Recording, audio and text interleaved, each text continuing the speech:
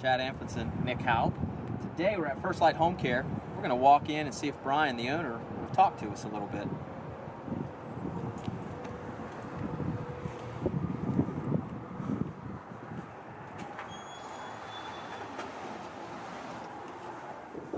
Hey, Chad. Brian, how you doing? Good. How are you doing? Hey, we wanted to stop by. Want to stop by and see if you had a moment to chit-chat. Want to talk to you a little bit about Yeah, let's go out front and talk. All right. Yeah, let's talk a little bit about some of the services you provide. Now, I was going through the website, and there were some things on there that didn't necessarily just pertain to senior care. Right. Obviously, you do provide a lot of that, but there are some other services there, too, that you provide. Yeah, in addition, obviously senior care is a prominent part of it, but then there's also specifically Alzheimer's and dementia care. We can definitely tailor a program for somebody who's maybe, still able-bodied and can move around, but they're beginning to be forgetful, or they want to make sure, the family wants to make sure they're not a wanderer or a risk of getting out of the house. So we can help in those situations.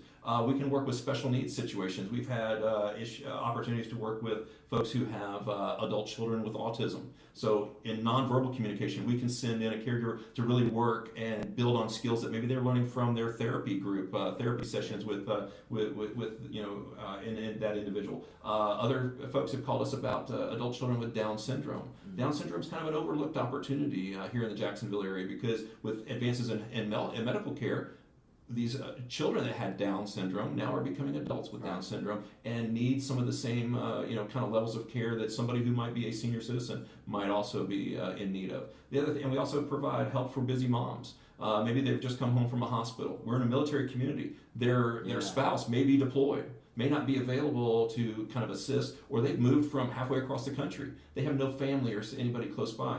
We can work with that new mother while she's taking care of her child. Then we can help her with things around the house, whether it could be as simple as just making sure that the groceries are bought and the house is kept tidy and clean, so that she gets an opportunity to focus on what her most important goal is, and that's the care for her child. I know we talked a little bit about some transportation, but we really kind of talked about some of the nuances with transportation in terms of somebody that might need to get to a particular appointment.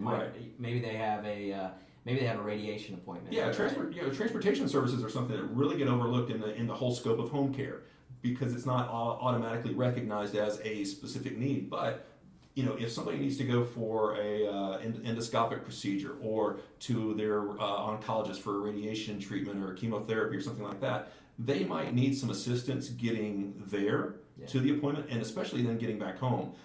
We're not like Uber. We're not going to pick them up and drop them off at the front door and say, see you later. We're going to pick them up, make sure they've got everything they need for that appointment for that day. Then we're going to be there with them. We're going to help them get checked in. We're going to make sure they get into the physician office or the infusion center, and are comfortable, signed in, ready to go. We're going to be there waiting for them, and we might be able to take notes. Since we are HIPAA compliant, we'll be able to take notes to relay back to the family, or for that individual to be able to recall later, because they may not be ready to be able to recall all that information.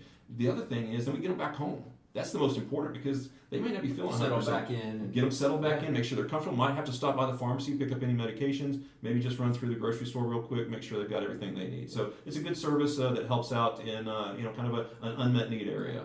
Well, I think when a lot of companies talk about transportation, they miss out on the things that are above and beyond just driving somebody there. So it sounds like you guys are hitting upon that. So tell me, we were talking earlier about, matter of fact, previous to us getting started, you got a phone call. It was from a possible caregiver. Right. But I listened in just a little bit. But tell me a little bit more in terms of what is it that you actually look for in a caregiver? What's important to you? Sure. I mean, obviously we have to cover the basics. Do they have the current CNA or HHA certifications? Or do they have the current CPR? We also then do level 2 background check. We do a drug screen. We do motor vehicle record checks. We want to make sure that these people are qualified from a technical point of view, that they can do the job. But then really we dig deeper. I want to hear what their why is. Why did they choose home care? Why do they choose First Light? Why do they choose caregiver as a profession in general? I want to understand why they're doing it, what's motivating them. I want to hear their heart, because that's what we're about too. Karen and I opened the office because we wanted to be an extension of being caregivers in this community. So when we bring on somebody, we want to make sure that they are setting the example that we are setting here in the office, that they are doing the same exact thing, because they're the face of First Light Home Care. and we want them to be able to explain or demonstrate the why of what they're doing and why they are a caregiver, specifically a caregiver for First Light Home Care. Well, as you can tell, Brian and Karen are obviously very passionate about what they're providing, and really First Light Home Care being kind of the top of the kind of the competitors, so to speak. So it's been great talking with you. Well, so I know we're going to do a couple other different things, but sure. We appreciate your time, appreciate the opportunity to come in. So we're going to try to wrap all this up and help you out as much as possible. All right. Thanks, Chad. Thank you.